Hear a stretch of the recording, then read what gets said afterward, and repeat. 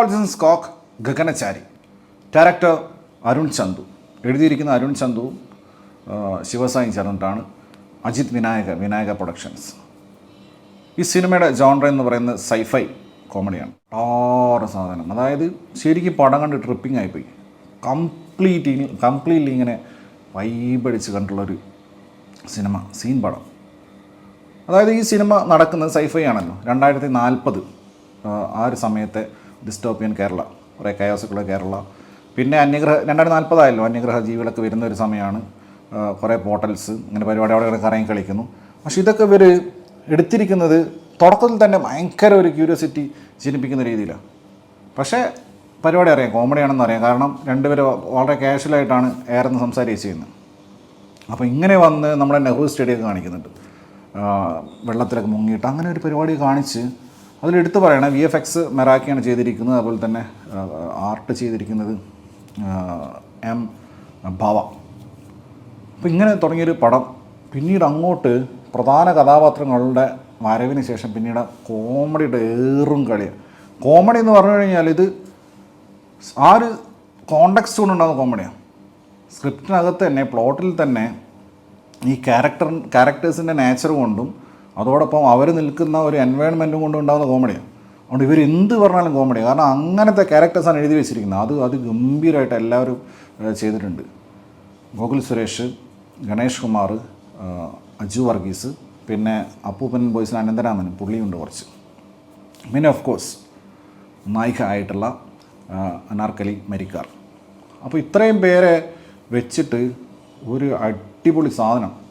പിന്നെ എസ്പെഷ്യലി എടുത്ത് പറയേണ്ടത് ഇതിലെ ഡയലോഗ്സ്. കാരണം കണ്ടംപററി നമ്മൾ യൂസ് ചെയ്യുന്ന ഇൻ്റർണൽ ലാംഗ്വേജ് ഉൾപ്പെടെ ഉള്ള ഡയലോഗ്സാണ്. അപ്പോൾ സ്വാഭാവികമായിട്ട് ഈസിലി കണക്റ്റ് ആവും. ഇതൊന്നും കണക്ട് ചെയ്യാൻ പറ്റിയിട്ടില്ലെങ്കിൽ എന്താണ് അത് ആസ്വദിക്കാൻ പറ്റുമോ എനിക്കറിയില്ല. പക്ഷേ I really enjoy this film. കാരണം ഇങ്ങനത്തെ ഒരു സാധനം ഒന്നും മലയാളത്തിൽ ചിന്തിക്കാൻ പോലും പറ്റില്ലായിരുന്നു കുറച്ച് കാലം മുൻപൊക്കെ. പക്ഷേ ഇപ്പോഴിങ്ങനത്തെ സാധനങ്ങൾ വന്നുകൊണ്ടിരിക്കുകയാണ്. ഇതിലെന്നെ ഞെട്ടിച്ചത് ശരിക്കും ഗണേഷ് കുമാറാണ്. കാരണം അദ്ദേഹത്തിൻ്റെ പെർഫോമൻസ് അൺഎക്സ്പെക്റ്റഡ് ആയിരുന്നു. അദ്ദേഹത്തെ ഇവരെങ്ങനെ കാസ്റ്റ് ചെയ്തു എന്നുള്ളത് ഒരു ധൈര്യമാണ്. പക്ഷേ അത് കാസ്റ്റ് ചെയ്ത ആൾക്കാരെ പോലും അമ്പരിപ്പിച്ച് കാണും. അതുപോലത്തെ പെർഫോമൻസ്. അദ്ദേഹത്തിൻ്റെ വിക്ടർ എന്ന് പറയുന്ന ക്യാരക്ടർ, 2040 ജീവിക്കുന്ന ഒരു ക്യാരക്ടർ, പുള്ളി ചന്ദ്രനിൽ പോകാൻ നോക്കും. അപ്പോൾ പുള്ളിയുടെ ഒരു ഔട്ട് ആൻഡ് ഔട്ട് പെർഫോമൻസ് ഉണ്ട്. അതോടൊപ്പം ഗോകുൽ സുരേഷ് ഭയങ്കര ഈസി. ഇത്രയും ഫ്ലെക്സിബിളായിട്ട് ഗോകുൽ കോമഡി ചെയ്യുന്നൊന്നും ഒരിക്കലും പ്രതീക്ഷിച്ചില്ല. ഭയങ്കര ടൈമിങ്, ഡയലോഗ് ഡെലിവറി. പിന്നെ ഓഫ് കോഴ്സ് സുരേഷ് ഗോപിയുടെ അതേ മാനറിസംസും ഫേസൊക്കെ ആണ്. പക്ഷേ ഒരു മിന്നൽ പ്രതാപൻ്റെ ഒക്കെ പോലത്തെ കൈൻഡ് ഓഫ് പെർഫോമൻസ് മനോഹറിലെ ഗോകുൽ. പിന്നെ നമ്മുടെ അജു വർഗീസിൻ്റെ, അതായത് പഴയൊരു സ്റ്റെബിൾ അജു ഇല്ലേ, ആ ഒരു അജുവാണ് ഇതിനകത്ത്. അജുവിൻ്റെ ക്യാരക്ടറും കൂടെ ഇതിൽ പെർഫോം ചെയ്യുന്ന സമയത്ത് ഇതിങ്ങനെ കൊണ്ടും കൊടുത്തും മാറിയും മറിഞ്ഞും ഇങ്ങനെ പോയിക്കൊണ്ടിരിക്കുക സിനിമ. അജുവിൻ്റെ പിന്നെ ഐഡി തന്നെ ഇങ്ങനെയാണ്, അണ്ടർറേറ്റഡ് ചെറ്റ _69 വൈഭവ്. പേര് പറയാൻ മറന്നു, അജുവിൻ്റെ വൈഭവ്. വൈഭവ് തന്നെ വിളിക്കുന്നത് വൈബ് എന്നാണ്, വൈഭവ്. കാരണം പുള്ളി വൈബ് നടക്കുകയാണല്ലോ. എഡിറ്റിംഗ് ഒക്കെ ഭയങ്കര കിടുവാണ്. അതുപോലെ തന്നെ cinematography, especially exterior shots. Sujith S പയ്യാണ് DOP. അതുപോലെ PJ അച്ചു പുള്ളിയാണ് ഇതിൻ്റെ എഡിറ്റർ. ശങ്കർ ശർമ്മയാണ് സ്കോർ ചെയ്തിരിക്കുന്നത്, മ്യൂസിക് ചെയ്തിരിക്കുന്നത്. പുള്ളിയും വളരെ അൺകൺവെൻഷണൽ വേ ഓഫ്, ഈ സിനിമ തന്നെ അൺകൺവെൻഷനലാണ്. അപ്പോൾ പുള്ളി ഇതിൻ്റെ സ്കോർ കൊടുത്തിരിക്കുന്നത് അങ്ങനെയാണ്. ചില സമയത്ത് ഇത് സിനിമ തന്നെയാണോ, ഇത് എന്താ നമ്മൾ കാണുന്നത് തോന്നിപ്പോവും. കാരണം അങ്ങനെ ഒരു പരിപാടിയാണ്. മൊത്തം ഇതിൻ്റെ വിഷ്വൽസ് ആയി കഴിഞ്ഞാൽ, എഡിറ്റിംഗ് ആയി കഴിഞ്ഞാൽ, സ്കോറിംഗ് ആയി കഴിഞ്ഞാലും ഇടയ്ക്ക് നല്ല പമ്പിങ് സാധനം, DJ കൈൻഡ് ഓഫ് സാധനം വരുന്നുണ്ട്. ശങ്കർ നായസും KC സിദ്ധാർത്ഥനുമാണ് സൗണ്ട് ഡിസൈൻ ചെയ്തിരിക്കുന്നത്, മിക്സ് ചെയ്തിരിക്കുന്നത് വിഷ്ണു സുജാതൻ.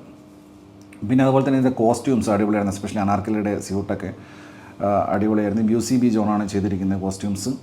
അങ്ങനെ വർക്ക് ചെയ്ത എല്ലാ ആൾക്കാരും. പക്ഷേ ഇതിൻ്റെയൊക്കെ ഒരു ഇമ്പാക്റ്റ് നിങ്ങൾ കിട്ടണമെങ്കിൽ അത്രയും നല്ല തിയേറ്ററിൽ ഇത് കാണാം, 4K അറ്റ്മോസ് തന്നെ കാണണം. പക്ഷേ ഇതെവിടെ ഇല്ല സാധനം. ഉള്ളത് തന്നെ 7.1 2Kയിലൊക്കെ ഉള്ളത്. ഈ സിനിമയിലെ കോമഡീസ് ഭയങ്കര റാൻഡമാണ്. അറ്റ് ദ സെയിം ടൈം ഇങ്ങനെ കോൺട്രഡിക്ടറി ആയിട്ട് ഇങ്ങനെ തെറിച്ച് പോവുക സിനിമ. ഇങ്ങനെ പല സീൻസും ഇങ്ങനെ ഒന്ന് പറയുന്നുണ്ട്. നമ്മൾ ആദ്യം ഷൂട്ട് ചെയ്യുന്നു, പിന്നെ സ്ക്രിപ്റ്റ് എഴുതുന്നു, എന്നിട്ട് സിനിമയ്ക്ക് പേരിടുന്നു.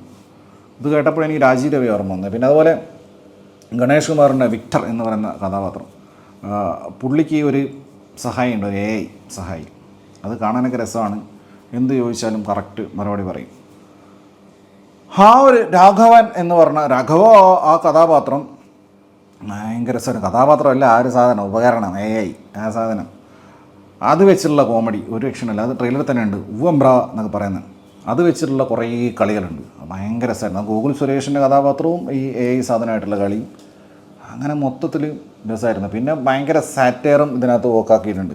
പജയ്യ സേന എന്ന് പറയുന്ന ഒരു സേനയൊക്കെ ഉണ്ട്. ഗണേഷ് കുമാറിൻ്റെ കഥാപാത്രം കുറച്ച് പ്രായമുള്ള ആളാണ്. അപ്പോൾ പുള്ളി ഇങ്ങനെ പഴയ കാര്യങ്ങളൊക്കെ ഓർക്കും. പണ്ട് കേരളപ്പിറവിയായിരുന്നു, ഇന്ന് ആന ഡൊമസ്റ്റിക് ആനിമലായിരുന്ന കാലത്ത് എന്ന് പറഞ്ഞിട്ട് ഇങ്ങനത്തെ കുറേ പരിപാടി. പിന്നെ കഥകളി, കളരി. ഇതുകൂടാതെ ഗൂഗിളിൻ്റെ കഥാപാത്രം ഭയങ്കര സിനിമാ പ്രാന്തനാണ്. അപ്പോൾ പുള്ളി കുറേ സിനിമാ പോസ്റ്റർ ഒട്ടിച്ചിട്ടുണ്ട്. അതിലേറ്റവും കോമഡി ലിസയുണ്ട്, താഴ്വാരുണ്ട്, അതിൻ്റെ കൂടെ നമ്മുടെ മലങ്കൾട്ട് വാറൻ ലവ്, വിനയൻ്റെ വാറൻ ലവ് ഒട്ടിച്ച് വെച്ചിട്ടുണ്ട്. അജയ്യ സേന എന്ന് പറഞ്ഞ പോലെ ഇതിനകത്ത് ബീഫ് നിരോധനം 2040 ബീഫ് സ്കോർ ചെയ്യുമ്പോൾ ആൾക്കാർ അവസ്ഥ ആലോചിച്ച് നോക്കണേ. അപ്പോൾ ആ സമയത്ത് വേറെ സാധനം വരെ ഗോട്ടും ബീഫും ചേർത്തുണ്ടാക്കിയിട്ടുള്ള വേറെ സാധനം, വേറെ മൃഗം. അങ്ങനെയൊക്കെയുള്ള കുറേ സംഘപ്രവർത്തകരെ ട്രോൾ ചെയ്യുന്ന പരിപാടിയുണ്ട്. അതുപോലെ പെട്രോൾ വില അപ്പോഴേക്ക് എവിടെ എത്തിപ്പോയി, എന്നിട്ട് പെട്രോൾ യുദ്ധം നടക്കുക. ഇങ്ങനത്തെ കുറേ നെറേറ്റീവ്സ് ഇതിനകത്ത് ഇവർ ചേർത്തിട്ടുണ്ട്. അനാർക്കലി മരക്കാരുടെ സൗണ്ട് കൊടുത്തിരിക്കുന്നത് ഒരു മലയാളത്തിലെ മറ്റൊരു നടിയാണ്. അത് ഭയങ്കര കോമഡിയാണ്. ആ സൗണ്ട് അനാർക്കലി മരക്കാർക്ക് വരുന്ന സമയത്ത് ഉണ്ടാകുന്നൊരു കോമഡി ഉണ്ടല്ലോ, അത് നല്ലൊരു പരിപാടിയായിരുന്നു. പിന്നെ അനാർക്കലി മരക്കാരുടെ പെർഫോമൻസ് കിടുമായിരുന്നു.